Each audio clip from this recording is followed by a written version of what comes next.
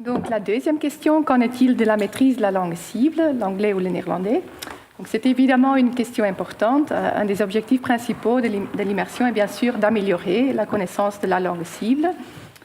Nous avons étudié cette question à travers 3 aspects: la maîtrise du vocabulaire, la compétence écrite et la correction grammaticale et lexicale. Pour ce qui est du vocabulaire, nous avons étudié le vocabulaire réceptif, donc la connaissance passive des mots anglais et anglais et néerlandais, en primaire et en secondaire, et le vocabulaire productif, donc la connaissance active des mots anglais et néerlandais dans le secondaire.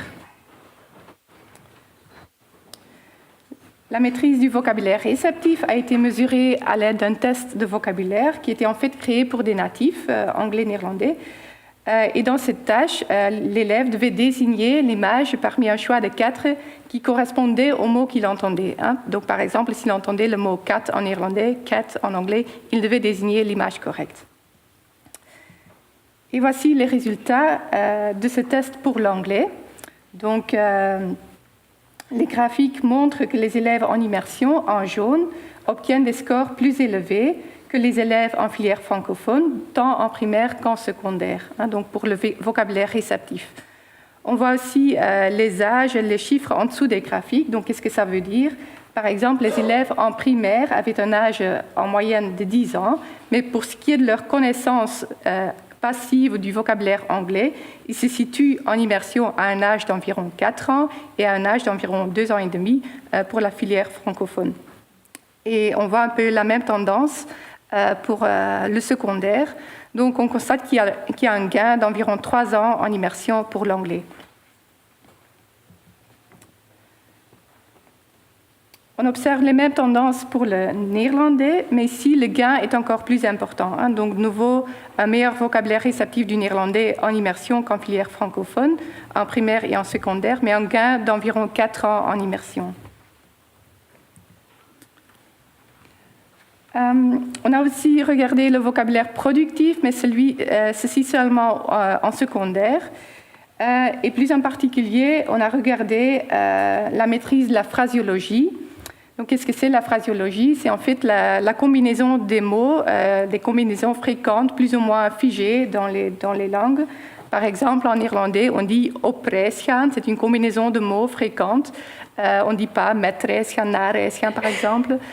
En anglais, il y a par exemple des prépositions complexes comme in addition to, pas in addition with. Et donc, on a regardé dans quelle mesure les élèves maîtrisaient ces unités phraséologiques, ces combinaisons de mots. Donc ici, on voit les résultats pour l'anglais et pour le néerlandais, donc seulement en secondaire. Tant pour l'anglais que pour le néerlandais, nous avons pu observer que le vocabulaire phraséologique des élèves en immersion était plus large et plus varié qu'en filière francophone. Donc, ils employaient plus de ces unités phraséologiques, plus de ces combinaisons de mots, et aussi plus d'unités différentes. Donc, il y avait aussi plus de variations dans leur langage écrit ici. Donc, c'était mesuré dans des textes qu'ils avaient écrits. Comme un cas spécifique de combinaison de mots, nous avons aussi regardé les intensifieurs, l'intensification. Qu'est-ce que c'est? Un intensifieur, c'est un adverbe de degré qui permet d'indiquer l'intensité d'une valeur indiquée par un adjectif. On peut par exemple dire que quelque chose est joli, mais aussi très joli. Heel mooi en néerlandais, very nice en anglais. Les diagrammes ici montrent les intensifieurs les plus fréquemment utilisés dans des textes écrits dans la langue maternelle des élèves, donc en français, dans la première colonne, et aussi dans leur langue cible, dans leur langue étrangère. Et ici, on a les résultats pour l'anglais. Et puis, on a aussi comparé ces résultats avec des textes écrits par des anglophones, des natifs, et on a aussi regardé leur emploi d'intensification, donc dans des textes natifs des anglophones. On a les résultats pour la filière francophone et pour les élèves en immersion en 5e et en 6e année du secondaire. Donc, qu'est-ce qu'on constate? En comparant avec l'usage des natifs, nous constatons par exemple que les élèves en immersion, mais encore plus en filière francophone, suremploient certains intensifieurs comme so et very, donc ils vont souvent dire so nice, very nice. Bien sûr, ce n'est pas des fautes, ce n'est pas incorrect, on peut dire so nice, very nice, il n'y a pas de problème, mais ça montre quand même que ces élèves ont souvent recours à ces mêmes adverbes qui ont un peu moins de variation dans leur langue, surtout quand on compare avec des natifs. Ce n'est pas surprenant, hein, mais ce qu'on constate aussi, c'est que les proportions de ces intensifieurs se rapprochent un peu plus des natifs de l'anglais pour les élèves en immersion. Donc, ils ont acquis un vocabulaire plus natif qui se rapproche plus des natifs pour ce aspect de la langue, pour l'intensification. Ici, on observe en fait les mêmes tendances pour le néerlandais, mais les différences entre les élèves en immersion et en filière francophone sont ici plus prononcées. On voit par exemple le suremploi très marqué de hail chez les élèves en filière francophone. Donc environ dans 70% des cas, quand ils vont intensifier un adjectif, ils vont utiliser l'adverbe hail, qui signifie très en néerlandais. Ce qu'on constate aussi, c'est par exemple en rouge l'emploi de veel comme un intensifieur, qui est en fait une erreur. Ils vont par exemple écrire dans leur texte veel mooi au lieu de heel mooi, peut-être parce qu'il y a une confusion avec l'adverbe heel. Donc c'était un cas d'étude spécifique, mais qui montre que les élèves en immersion, pour cet aspect, développent quand même un langage un peu plus varié, un vocabulaire plus varié, qui se rapproche plus du langage des natifs. Donc pour conclure la partie sur le vocabulaire, on observe systématiquement une meilleure maîtrise du vocabulaire réceptif et productif chez les élèves en immersion. Comme deuxième aspect de la langue cible, nous avons aussi étudié la compétence écrite en anglais et en néerlandais. Pour le primaire, on a fait passer des dictées aux élèves en immersion. Ici, nous n'avons pas comparé avec les élèves non immersifs parce qu'ils ne commençaient qu'à apprendre la langue étrangère, donc ça n'avait pas beaucoup de sens de leur faire passer des dictées. Et pour les élèves en secondaire, on leur a demandé de faire un exercice de rédaction. Donc d'abord, les résultats pour les dictées. Il faut d'abord dire que ces dictées en anglais et en néerlandais étaient en fait créées, donc la tâche était créée pour des natifs. Donc la tâche était vraiment difficile. Et bien sûr, on a aussi observé beaucoup d'erreurs, mais quand même, il y a un message positif parce que les graphies incorrectes des élèves en immersion indiquent quand même que ces élèves ont une bonne oreille, c'est-à-dire ils sont capables de transposer les sons qu'ils entendent, parfois de mots qu'ils ne connaissent pas encore, en graphies qui sont quand même raisonnables, qui sont conformes à ce qu'on pourrait attendre pour la langue cible. Et voilà un exemple d'un mot qui était particulièrement difficile. Donc, le mot qui a posé le plus de difficultés à nos élèves, c'est le mot moeilijk en néerlandais, qui signifie lui-même difficile. Donc, c'est un mot très fréquent en néerlandais, mais quand même, dans plus de 85% des cas, il était écrit de façon incorrecte. Et au total, on a même observé 66 graphies incorrectes pour ce mot moeilijk. Donc, voici les différentes graphies pour le mot moeilijk. Voilà. Donc, on peut conclure que moeilijk est assez moeilijk, n'est pas facile du tout. Voilà. Pour la compétence écrite, donc on a fait passer un exercice de rédaction aux élèves en secondaire. Ils ont fait l'exercice aussi en français, mais aussi dans leur langue cible, en anglais et en néerlandais.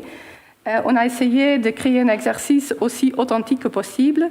Donc, on a demandé aux élèves d'écrire un mail, un courrier électronique à un ami fictif ou pas, sur un sujet comme les vacances ou une fête à laquelle ils avaient participé. Voilà, et on avait aussi ajouté par exemple quelques photos comme source d'inspiration, et ils ont donc rédigé des messages d'environ 15 à 20 lignes. Et nous avons donc analysé ces textes pour analyser leurs compétences écrites. Nous avons appliqué des mesures de complexité Et on a constaté que les textes rédigés par les élèves en immersion étaient en général plus complexes, c'est-à-dire ils écrivaient des phrases plus longues, ils utilisaient par exemple plus de mots différents, donc il y avait une plus grande diversité lexicale. Et les différences entre les élèves en immersion et en filière francophone étaient encore plus prononcées en néerlandais qu'en anglais. Donc, il avait encore de meilleures prestations, où l'écart entre la filière francophone et immersion était plus grand en néerlandais qu'en anglais. Voilà, c'est la partie. Donc, on passe maintenant, toujours pour la langue cible, à la correction lexicale et grammaticale. Voilà, donc nous allons continuer avec la langue cible et la correction grammaticale et lexicale en anglais et en néerlandais. Alors, si vous regardez les graphiques, donc les couleurs sont les mêmes que depuis le début. Vous voyez qu'ici aussi, si on regarde le nombre d'erreurs que les élèves font, vous voyez que les élèves en immersion font significativement moins d'erreurs que les élèves en filière francophone. Et vous voyez que c'est exactement la même chose pour le néerlandais. Donc, moins d'erreurs phraséologiques en immersion pour l'anglais et le néerlandais. Et comme vous voyez, en néerlandais, la différence est encore plus grande. Et quelles sont ces erreurs phraséologiques? Donc, vous avez par exemple gaan naar vakantie ou lawaai doen ou answer to the phone à la place de answer the phone, coral barrier à la place de coral reef. Donc, ce sont uniquement quelques exemples d'erreurs que vous pouvez trouver. Alors, comme Christelle vous a donné un cas particulier sur l'intensification, on a repris quelques erreurs dans l'intensification. Vous voyez que les deux premières erreurs représentées viennent d'élèves en filière immersion, les deux autres en filière francophone. Donc, nous avons des phrases comme « The moment the most cute I ever see » ou « Ik was heel ziek, ik had buikpijn » ou « The member of personnel are very sympathique, je ne sais pas comment le prononcer, and food is delicious, ou who was your vakantie, mine was very tough, avec beaucoup de r et de tough. Okay? Donc vous avez vraiment des types d'erreurs de niveaux différents qui peuvent être liés plus à la grammaire, plus au lexique, plus. Enfin, vous voyez que ces erreurs sont des illustrations simplement dans l'intensification pour le moment. Alors, en résumé, qu'en est-il de la maîtrise de la langue cible, donc que ce soit l'anglais ou le néerlandais? Nous pouvons voir que dans l'ensemble, les élèves en immersion ont une meilleure maîtrise de la langue cible. Alors on peut se dire, heureusement finalement, puisqu'ils ont beaucoup plus d'heures, le contraire aurait été surprenant. Il y a plus de diversité lexicale, donc c'est-à-dire ils utilisent moins, on garde cet exemple de l'intensificateur pour avoir un fil qui vous guide. Mais donc il y a par exemple moins d'intensifieurs dits passe-partout comme very, et ils utilisent beaucoup plus de variétés lexicales. Il y a une meilleure compétence écrite dans l'ensemble des élèves en immersion et ils font moins d'erreurs. Alors, on va passer à un...